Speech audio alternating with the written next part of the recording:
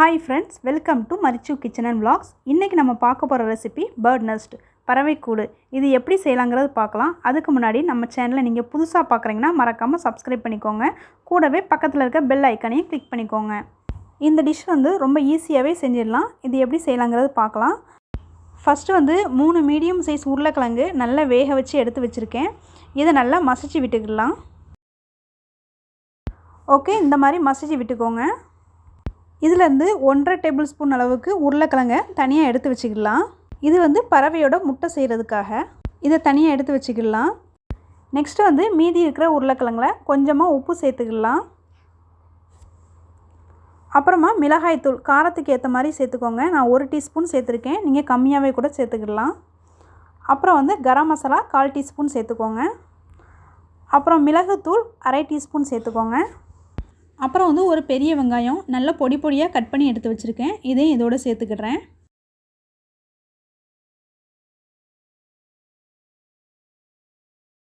அப்புறம் கொஞ்சமாக மல்லி இலை, இது சின்ன சின்னதாக கட் பண்ணி வச்சுருக்கேன், இதையும் இது கூடவே சேர்த்துக்கிடுறேன்.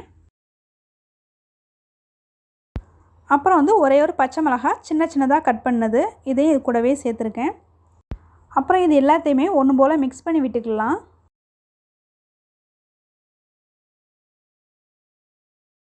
ஓகே, மிக்ஸ் பண்ணியாச்சு.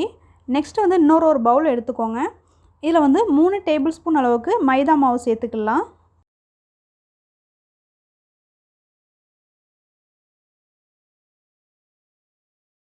அப்புறம் ஒரே ஒரு டேபிள் ஸ்பூன் கார்ன்ஃப்ளவர் சேர்த்துக்கலாம்.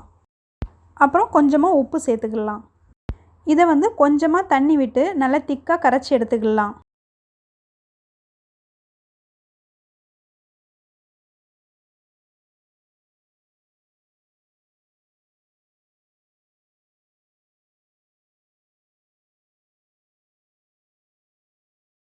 இந்த மாதிரி திக்காக கரைச்சி எடுத்துக்கோங்க.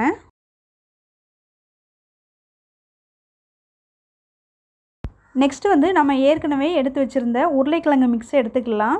இதை மீடியம் சைஸ்க்கு இருக்கிற மாதிரி பால்ஸ் உருட்டி எடுத்துக்கலாம். பால்ஸ் உருட்டும் போது கையில் ஒட்டாமல் இருக்கிறதுக்கு ஆயில் அப்ளை பண்ணிக்கோங்க. இதை இந்த மாதிரி கிராக் இல்லாமல் நல்லா உருட்டி எடுத்துகிட்டு உள்ளங்கையில் வச்சுட்டு லேசாக அழுத்தி விட்டுக்கோங்க. சென்டரில் இந்த மாதிரி விரலை வச்சு அழுத்தி குழி மாதிரி போட்டுக்கோங்க. பாருங்கள், இதே மாதிரி செஞ்சு எடுத்துக்கோங்க. நெக்ஸ்ட்டு நம்ம ஏற்கனவே மிக்ஸ் பண்ணி வச்சுருந்த மாவில் இதை அப்படி டிப் பண்ணிக்கோங்க. இந்த மாதிரி 2 சைட்லேயுமே அப்ளை ஆகிற மாதிரி பார்த்துக்கோங்க. நெக்ஸ்ட்டு நம்ம வழக்கமாக யூஸ் பண்ணுற சேமியா, உப்புமாக்கு யூஸ் பண்ணுற சேமியாவே எடுத்துக்கோங்க. அதை ஒரு 1/2 பேக்கெட் அளவுக்கு நான் எடுத்து வச்சுருக்கேன். இந்த சேமியாவை கொஞ்சம் கொஞ்சமாக எடுத்து இந்த மாதிரி ஒட்டி விட்டுக்கோங்க. நம்ம ஏற்கனவே மைதா மாவு கோட்டிங் கொடுத்துருக்கிறதுனால ஈஸியாகவே அது ஒட்டிக்கிடும். நம்ம கோட் பண்ணியிருக்க மாவு எதுவுமே வெளியே தெரியாத அளவுக்கு சேமியாவை எடுத்து நல்லா அது மேலே அழுத்தி விட்டுக்கோங்க. பாருங்கள், இந்த மாதிரி நல்லா அழுத்தி விட்டுக்கோங்க. பாருங்கள், நம்ம ஏற்கனவே மைதா மாவு கோட்டிங் பண்ணியிருக்கிறதுனால ஈஸியாகவே சேமியா அதில் ஒட்டிடுச்சு.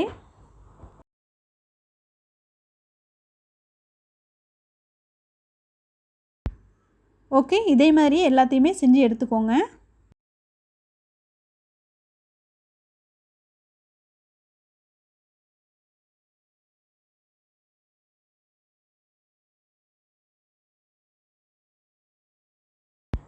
இப்போ இதை ஒன்று ஒன்றா பொரிச்சு எடுத்துக்கலாம். ஸ்டவ்வில் கடாய் வச்சுருக்கேன். கடாய் நல்லா காஞ்ச பிறகு எண்ணெய் விட்டுக்கோங்க. நெக்ஸ்ட்டு இதை ஒன்று ஒன்றா பொரிச்சு எடுத்துக்கலாம். இதை கையை வச்சு போடுறத விட கரண்டியை வச்சு போட்டிங்க அப்படின்னா ரொம்ப ஈஸியாக இருக்கும். இது பொரிக்கிறதுக்கு மூழ்கிற அளவுக்கு எண்ணெய் விட்டுக்கோங்க. இதை திருப்பி போடணும்னு தேவையில்லை. ஏற்கனவே நம்ம மூழ்கிற அளவுக்கு எண்ணெய் விட்டுருக்கிறதுனால நல்லா பாயில் ஆகிடும். இதை ஒரு 2லேருந்து 3 நிமிஷம் மட்டும் பாயில் பண்ணால் போதும், மீடியம் ஹீட்டில் வச்சு. பாருங்கள், இப்போ இது ரெடி ஆகிடுச்சு, எடுத்துக்கலாம்.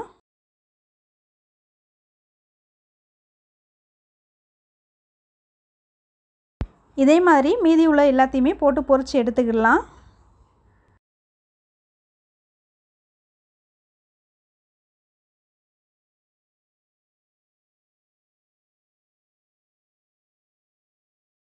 ஓகே, எல்லாம் பொரிச்சு எடுத்தாச்சு. நெக்ஸ்ட்டு நம்ம எக்கு செஞ்சுக்கலாம் நெஸ்ட்டில் வைக்கிறதுக்காக.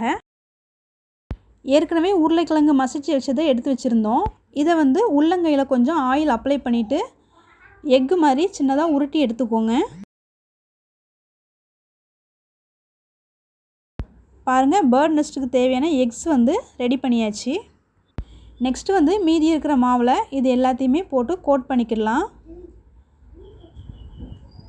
ஆயிலை வந்து மீடியம் ஹீட்டில் வச்சுட்டு இதை பொரித்து எடுத்துடலாம். இதை எண்ணெயில் போட்டுட்டு 1 நிமிஷம் கழித்து உடனே எடுத்துக்கோங்க. அந்த எக்ஸோட கலர் மாறாமல் ஒயிட் கலர்லேயே இருக்கிற மாதிரி பார்த்துக்கோங்க.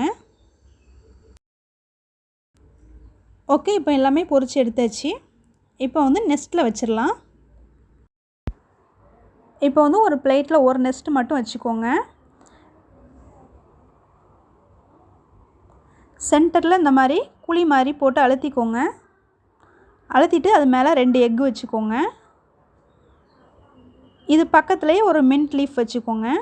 பாருங்கள் எவ்வளோ அழகாக நமக்கு பேர்ட் நெஸ்ட் வந்திருக்கு பாருங்கள். கண்டிப்பாக நீங்கள் வீட்டில் ட்ரை பண்ணி பாருங்கள். இது வந்து குழந்தைங்களுக்கு செஞ்சு கொடுங்க. இது அவங்களுக்கு ஹெல்த்தியும் கூட. ஈவினிங் டைம் ஸ்நாக்ஸாக இதை செஞ்சு கொடுங்க. அவங்க ரொம்ப ரொம்ப விரும்பி சாப்பிடுவாங்க. கண்டிப்பாக இதை வீட்டில் ட்ரை பண்ணி பாருங்கள். ட்ரை பண்ணி பார்த்துட்டு உங்களுக்கு பேர்ட் நெஸ்ட் எப்படி வந்துச்சு அப்படிங்கிறத எனக்கு கமெண்ட்டில் சொல்லுங்கள். ஃப்ரெண்ட்ஸ், இந்த டிஷ் உங்களுக்கு பிடிச்சிருந்தா லைக் பண்ணுங்கள், ஷேர் பண்ணிக்கோங்க. நம்ம சேனலை நீங்கள் புதுசாக பார்க்குறீங்கன்னா மறக்காமல் சப்ஸ்கிரைப் பண்ணிக்கோங்க. கூடவே பக்கத்தில் இருக்க பெல் ஐக்கானையும் கிளிக் பண்ணிக்கோங்க. நான் மறுபடியும் வேறு ஒரு டிஷ்ஷில் உங்களை மீட் பண்ணுறேன். இது வரைக்கும் வீடியோ வாட்ச் பண்ணதுக்கு தேங்க்யூ.